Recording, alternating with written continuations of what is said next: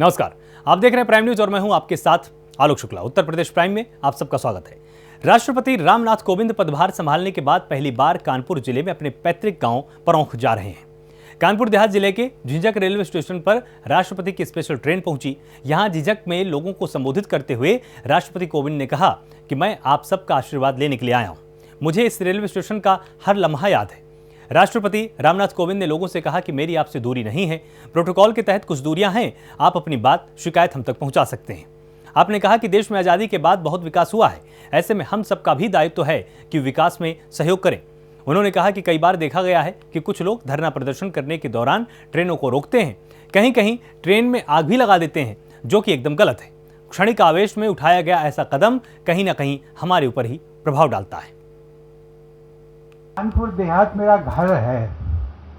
भले परौंख में मेरी जन्मस्थली रही हो, लेकिन परौंख हो, खानपुर में माध्यमिक शिक्षा पाई हो, झिंझक में शिक्षा पाई हो, वहाँ से उस रास्ते से निकल करके रूड़ा और ये डेरापुर, अकबरपुर, ये होते हुए कानपुर से फिर दिल्ली पहुँच गया वकालत करने के लिए। वहाँ से फिर वापस आ गया, घाटमपुर का लोकसभा भी चुनाव भी लड़ लिया, फिर राज्यसभा पहुंच गया और ये क्रम चलता रहा। और उसके पश्चात धीरे धीरे पटना राजभवन पहुंच गया और पटना राजभवन से राष्ट्रपति भवन पहुंच गया।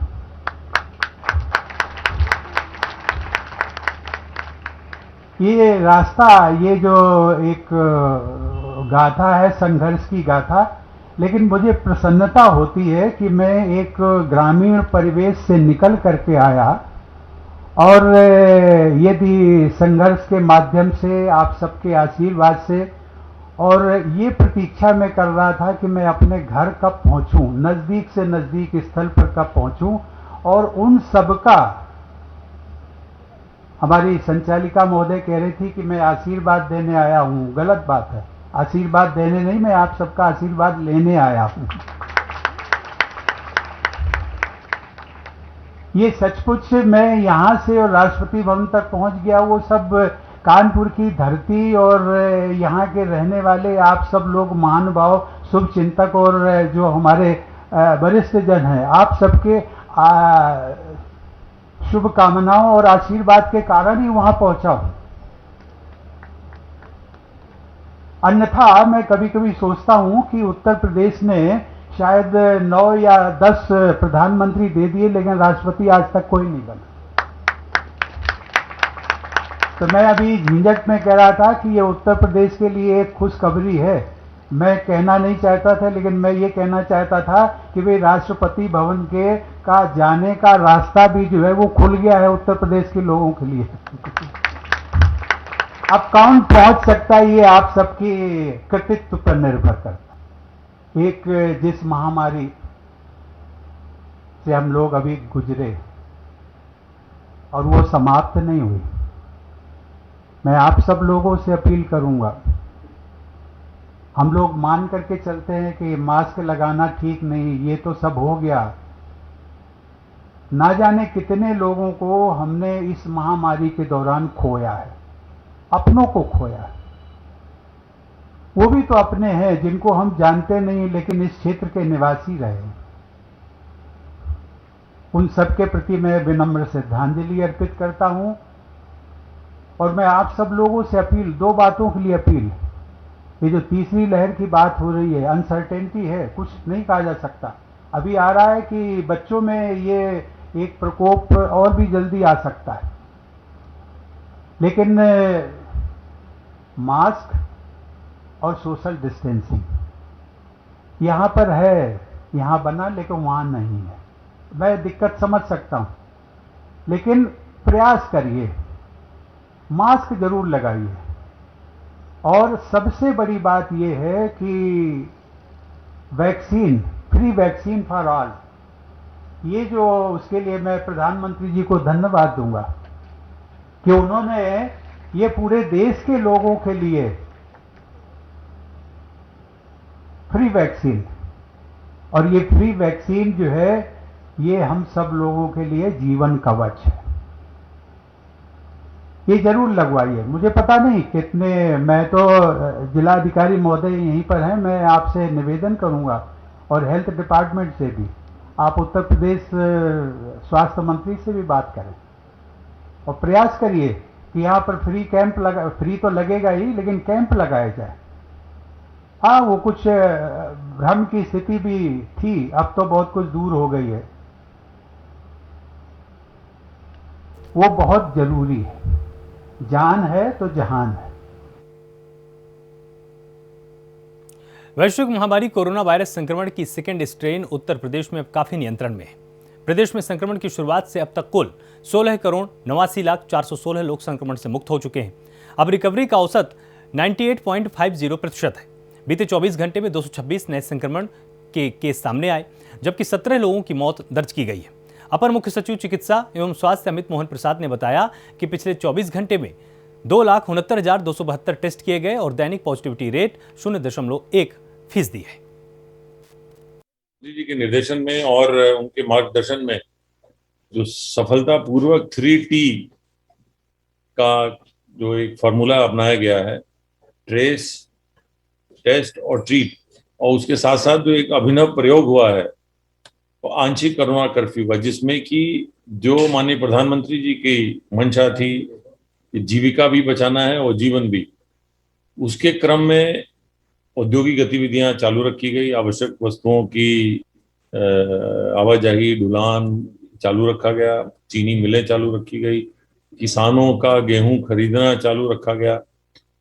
ये सारी गतिविधियां चालू रखी गई, परंतु आम आदमी का आना जाना उस पर रोक लगाई गई, जिससे कि कोरोना के जो संक्रमण है उसको नियंत्रण करने में सफलता मिली। आज जब देश के कई प्रदेशों में काफी मामले प्रतिदिन आ रहे हैं, वहीं उत्तर प्रदेश में मामले घट के 3,423 रह गए। और ये मैं स्मरण कराना चाहता हूं कि ये 30 अप्रैल को ये 3,10,000 मामले थे और आज घट के 3,423 रह गए हैं। आज नए मामले भी जो हैं वो घट के जो है वो 200 के आसपास आए हैं। और यहाँ ये जैसे बताया अभी अमित जी ने, 226 आज मामले आए हैं, जैसा बताया कि रिकवरी प्रतिशत 98.5% हो गई है। मैं ये बताना चाहूंगा कि संक्रमण प्रदेश में कम हुआ है, सभी गतिविधियों को लगभग खोला गया है। कुछ ऐसी गतिविधियां जहां की भीड़भाड़ ज्यादा हो सकती है या जहां पर कि संक्रमण फैलने का खतरा हो सकता है, उन गतिविधियों को छोड़ के शेष गतिविधियां समय सीमा के अंतर्गत खोली गई हैं और साथ साथ रात्रिकालीन कर्फ्यू और साप्ताहिक बंदी रखी गई है। मैं माननीय मुख्यमंत्री जी ने आज टीम 9 की बैठक में भी ये निर्देश दिए हैं और सभी नागरिकों से अपील भी की है कि भाई संक्रमण कम हुआ है परंतु अभी वायरस गया नहीं है। हम सबको बहुत सावधानी बरतने की जरूरत है, विशेषकर इस पृष्ठभूमि में कि कोरोना जो है वो म्यूटेशन उसका होकर एक नया डेल्टा प्लस जो है एक वायरस जो है वो भी कई प्रदेशों में आया है। उत्तर प्रदेश में ना आए इसके लिए सभी को हमको सावधान रहने की जरूरत है। बस अड्डों पर, रेलवे स्टेशन पर और जो हमारे एयरपोर्ट हैं वहाँ पर इस संबंध में विस्तृत जांच की भी निर्देश दिए गए हैं ताकि कोई भी व्यक्ति बाहर से आ रहा है तो उसमें संक्रमण की जांच हो जाए। इन लोगों में से 41,91,954 लोगों को दूसरी डोज भी लगाई जा चुकी है। इस प्रकार अब तक कुल मिलाकर 2,89,22,605 डोजेज एडमिनिस्टर की जा चुकी हैं। टीकाकरण का जो प्रदेश में एक नया मॉडल बनाया गया टीकाकरण को तेज करने के लिए, क्लस्टर मॉडल ऑफ वैक्सीनेशन, वो काफी सफल सिद्ध हो रहा है। और जो पहले हम देख रहे थे 21 तारीख के पहले जो 4 से 4.5 लाख प्रतिदिन का वैक्सीनेशन हो रहा था, वो अब बढ़कर के 7.5 लाख से 8.5 लाख के बीच हो रहा है। और जैसे जैसे इसको हम और स्केल अप करेंगे, इस मॉडल के अंतर्गत हम टीकाकरण को और ज्यादा बढ़ा सकेंगे।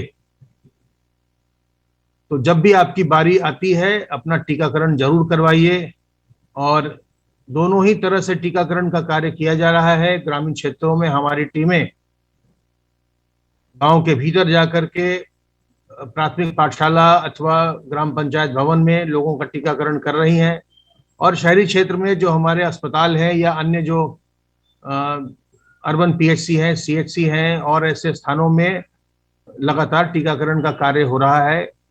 अर्बन एरिया में भी हमारी टीमें कुछ अन्य क्षेत्रों में भी जाकर टीकाकरण का कार्य कर रही हैं। इसके साथ साथ ध्यान रखिए कि अपने प्रदेश में कुछ विशेष प्रकार के टीकाकरण बूथ भी निरंतर चलाए जा रहे हैं।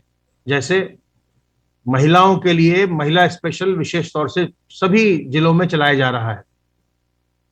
जिनके बच्चे 12 साल से छोटी उम्र के हैं उनके लिए अभिभावक स्पेशल चलाया जा रहा है।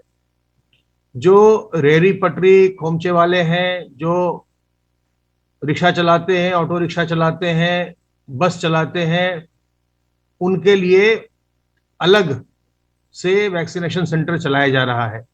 जो फल सब्जी विक्रेता हैं उनके लिए भी अलग व्यवस्था की गई है।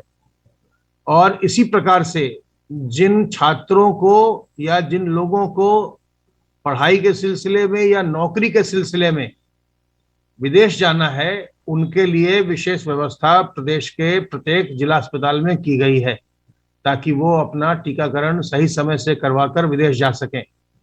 तो सारी व्यवस्था सरकार नागरिकों की सुविधा को ध्यान में रखते हुए लगातार कर रही है। आपसे अनुरोध है कि अपना टीकाकरण कराकर आप सुरक्षित हो जाएं और अपने घर वालों को भी, अपने परिवारीजनों को, अपने मित्रों को भी टीकाकरण कराने के लिए प्रेरित करें। टीकाकरण के बाद भी सावधान रहने की बहुत आवश्यकता है, क्योंकि वायरस अपना स्वरूप भी बदल रहा है। और आप जानते हैं कि पहले एक डेल्टा वेरिएंट आया था और अब कुछ राज्यों में डेल्टा प्लस वेरिएंट की बात भी आई है, जहां बिल्कुल नए प्रकार का वायरस देखा गया है। वहीं उत्तर प्रदेश में धर्मांतरण के मामले का जब से यूपी एटीएस ने खुलासा किया है, तभी से ही हर रोज आरोपियों से पूछताछ में नया एंगल सामने निकल कर आ रहा है। विदेशी फंडिंग के अलावा और भी कई चौंकाने वाली बातें सामने निकल कर आई हैं। वहीं अपर मुख्य सचिव गृह अवनीश अवस्थी ने प्राइम न्यूज से बातचीत की। उन्होंने कहा कि पूरे मामले की गहनता से जांच की जा रही है। कई टीमें लगातार काम कर रही हैं और कई और भी बड़े खुलासे सामने आ सकते हैं। उत्तर प्रदेश में धर्मांतरण का एक गंदा खेल खेला जा रहा था, जिसका खुलासा यूपी एटीएस ने किया है। हमारे साथ ज्यादा बातचीत करने के लिए अपर मुख्य सचिव गृह अवनीश अवस्थी जी मौजूद हैं। उनसे जानने की कोशिश करते हैं। जांच में कई चीजें सामने निकल के आई हैं, टेररिस्ट फंडिंग की भी बात की जा रही है। क्या है पूरा मामला सर? देखिए, इसमें ये तो क्लियर है कि लोगों का धर्मांतरण हुआ है। ये भी क्लियर है इसमें मूक बधिर बच्चे और लड़के लड़कियां थे। ये भी क्लियर है कि अकाउंट्स ऐसे मिले हैं जहां पर पैसा भी बाहर से आया है और उस पैसे को जो है इस्तेमाल किया गया है। तो विदेश से पैसा आया है, ये कन्फर्म्ड है। अकाउंट्स में आया है, ये कन्फर्म्ड है। धर्मांतरण हुआ, ये कन्फर्म्ड है। हमारे प्रदेश में माननीय मुख्यमंत्री जी के मार्गदर्शन में पहला एक्ट लाया गया था, जिसमें धर्मांतरण में यदि कहीं लोभ और लालच भी अगर कहीं शामिल है तो उसको भी इलीगल माना गया है। तो इन सब एंगल्स को देखा जा रहा है। पुलिस कस्टडी रिमांड में लेकर 2 लोगों को जो गिरफ्तार किया गया था, पूरे साक्ष्य और तथ्य जुटाए जा रहे हैं। और साथ में साथ ये भी सुनिश्चित किया जा रहा है कि एटीएस, एसटीएफ और इंटेलिजेंस और सेंट्रल एजेंसीज का पूरा सहयोग लेकर जो भी जांच पड़ताल में आ रहा है, बहुत गंभीरता से कार्रवाई की जा रही है। हमारे प्रदेश में तो कार्रवाई हो ही रही है, हमारे प्रदेश के बाहर भी कहीं पर भी कहीं अगर इस तरह का इलीगल कार्य है तो उनके पुलिस का सहयोग लेकर उस पर भी कार्रवाई की जाए। क्या लग रहा है शुरुआती जांच में, क्या लग रहा है कितने लोग इस पूरे मामले पे, इस पूरे कागज में शामिल होंगे? अभी 2 लोग गिरफ्तार हैं जिनसे पूछताछ जारी है। देखिए, अभी तो जो आया है 450 लोग, 500 लोगों को तो डॉक्यूमेंटेशन आ गया है। इसमें अभी आगे और कार्रवाई की जा रही है। काफ़ी लोगों पर निगाह है, कार्रवाई की जाएगी। और उसमें बहुत अभी जब तक गिरफ्तारी नहीं हो जाती तो प्रिलिमिनरी तौर पर कहना उचित नहीं होगा। अभी ये इन्वेस्टिगेशन कंटिन्यूइंग है और कार्रवाई अभी सुनिश्चित की जाए। धन्यवाद बातचीत करने के लिए। आपसे अपर मुख्य सचिव अवनीश अवस्थी जी, जिनका साफ तौर से कहना है कि यूपी एटीएस लगातार कार्रवाई कर रही है और इसके अलावा अन्य जांच एजेंसियां भी लगाई गई हैं जो जल्द ही बड़ा खुलासा करेंगे और इस पर पूरी तरह से साफ तौर से ये साफ हो पाएगा कि किन लोगों का धर्मांतरण किया गया है और इसमें कौन कौन लोग शामिल हैं और उन पर कड़ी कार्रवाई भी की जाएगी। कैमरा पर्सन सौरभ के साथ अंकित श्रीवास्तव, प्राइम न्यूज, लखनऊ। राष्ट्रपति रामनाथ कोविंद 28 जून को लखनऊ जाएंगे, जिसको लेकर जिला प्रशासन ने तैयारियां शुरू कर दी हैं। डीएम अभिषेक प्रकाश और मंडलायुक्त रंजन कुमार, एडीजी एसएन साबत समेत कई पुलिस अधिकारी चारबाग रेलवे स्टेशन पहुंचे, जहां उन्होंने बैठक की। बैठक में राष्ट्रपति की सुरक्षा सहित तमाम पहलुओं पर समीक्षा की गई। तो 28 जून को राष्ट्रपति रामनाथ कोविंद लखनऊ आने वाले हैं और जिला प्रशासन ने इसके लिए तैयारियां अभी से ही शुरू कर दी। डीएम ने भी अधिकारियों के साथ बैठक की है और ये कहा है कि उनके आने से पहले हर तरह की जांच प्रक्रिया पूरी कर ली जाए।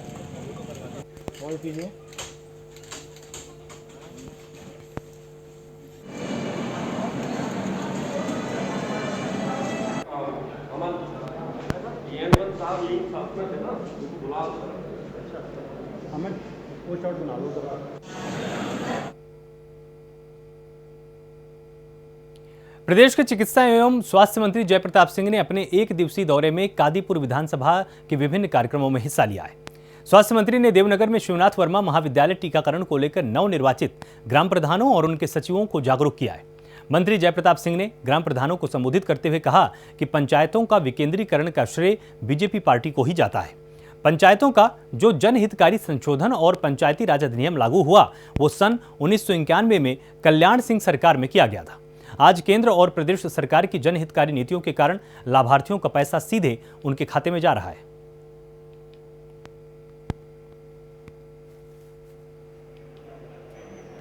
अभी तक जो संकेत हमको दिए गए हैं वैज्ञानिक के द्वारा या विशेषज्ञ के द्वारा, उसके हिसाब से हमने पीडियाट्रिक आईसीयू जो बताया जा रहा है कि 18 साल के नीचे के बच्चों को प्रभावित कर सकता है, तो उसी के आधार पर हमने मेडिकल कॉलेजेस में 100 बेड पीडियाट्रिक आईसीयू कर लिया, 50 बेड जिला अस्पतालों पर तैयार हो रहा है और सीएचसी पर भी, सामुदायिक स्वास्थ्य केंद्र पर भी 5 से 7 बेड का भी तैयार करेंगे।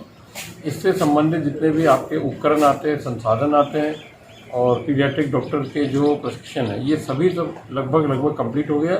इस महीने तक हमारा पूरा ये तैयार हो जाएगा पूरे प्रदेश के लिए।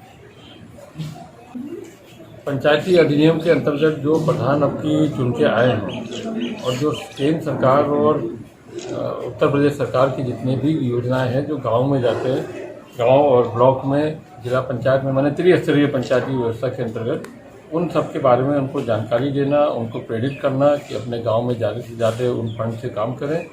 और उसके साथ में वैक्सीनेशन का जो अभी चल रहा है कोविड-19 के वैक्सीनेशन के लिए, उसमें भी उनका सहयोग मांगा गया है कि ताकि ज़्यादा से ज़्यादा लोगों को वैक्सीन कर सके। ये 100% हमको वैक्सीनेट करना है गांव के अंदर। तो ये दोनों मिला के ये कार्यक्रम आज का था। अब इसके बाद हम लोग एक और ब्लॉक में जा रहे हैं, दोस्तपुर ब्लॉक में, इसी तरह कार्यक्रम वहाँ भी करेंगे। बाल संरक्षण अधिकार आयोग की सदस्य सुचिता चतुर्वेदी ने बस्ती मंडल की समीक्षा बैठक की है, जहां मंडल के कई अधिकारियों के साथ उन्होंने समीक्षा बैठक की। इस दौरान सुचिता चतुर्वेदी ने कहा कि इस बैठक का मुख्य उद्देश्य कोविड से प्रभावित हुए परिवार के बच्चे जो निराश्रित हो चुके हैं, उनके लिए मुख्यमंत्री द्वारा संचालित बाल सेवा योजना की समीक्षा की जाए। बच्चों के लिए सरकार की कई योजनाएं हैं जो एक मिसाल साबित हो सकती हैं। बच्चों के पुनर्वासन के लिए अन्य तमाम योजनाएं भी चलाई जा रही हैं।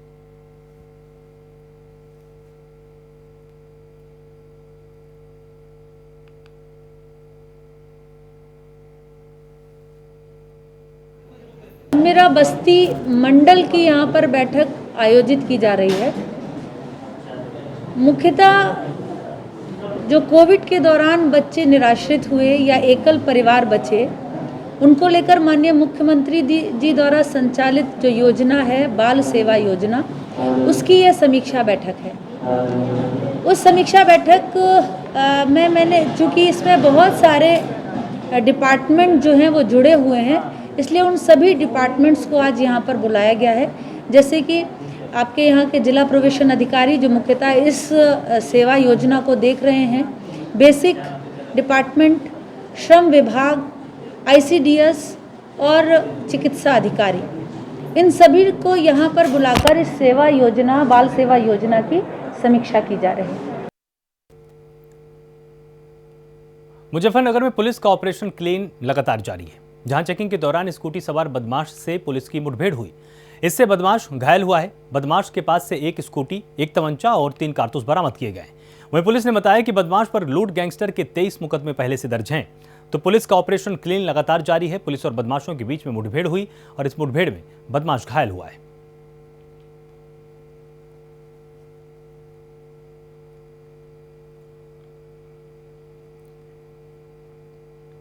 वहीं संभल के मिलक गांव में प्रेमी युवक और युवती की संदिग्ध हत्या की घटना सामने आई है। प्रेमी युवक युवती की हत्या गोली मारकर की गई है।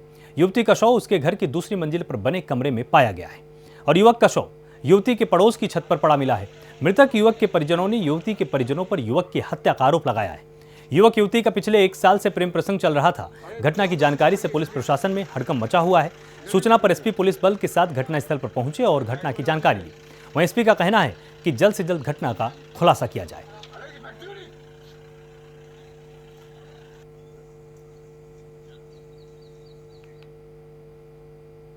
वहीं सीतापुर में चुनावी रंजिश के चलते दबंगों ने पूरे परिवार को पीटा है और दबंगों द्वारा बेरहमी से पिटाई में एक ही परिवार के 8 लोग घायल हुए हैं।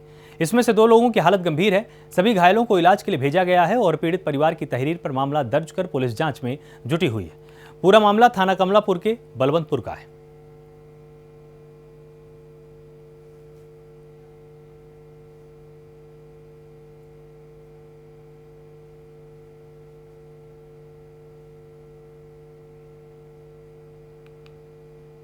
मैनपुरी के बेबक क्षेत्र में कैनरा बैंक के कई उपभोक्ताओं के खाते से लाखों रुपए पार होने के मामले में साइबर सेल की टीम ने खुलासा कर दिया है। साइबर सेल की टीम ने 2 शातिरों को गिरफ्तार किया है। उनके कब्जे से 3 mobile, ATM card reader, biometric device भी बरामद हुई है। पुलिस अब शातिरों के सहयोगी बैंक के एक अस्थायी कर्मचारी की तलाश कर रही है। पकड़े गए आरोपी फर्जी एटीएम जारी कराकर खाते से रुपए निकाल लिया करते थे।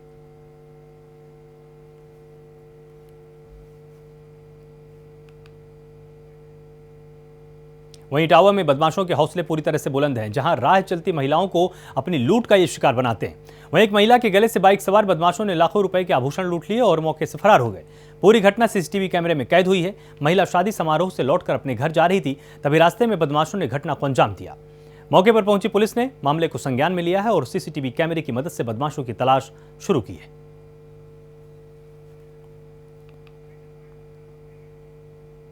उत्तर प्रदेश प्राइम में फिलहाल इतना ही। आप लगातार जुड़े रहिए प्राइम न्यूज के साथ। नमस्कार।